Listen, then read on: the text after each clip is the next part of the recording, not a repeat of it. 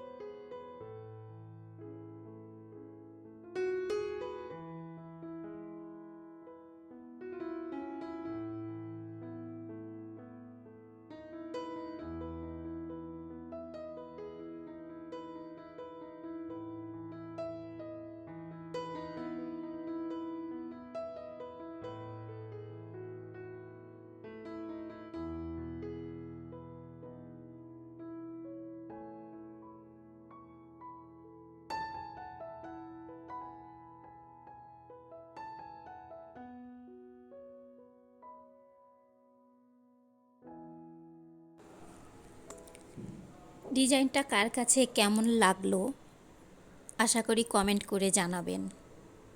শেষ পর্যন্ত ভিডিওটি দেখার জন্য সবাইকে অনেক অনেক ধন্যবাদ। আসসালামু আলাইকুম।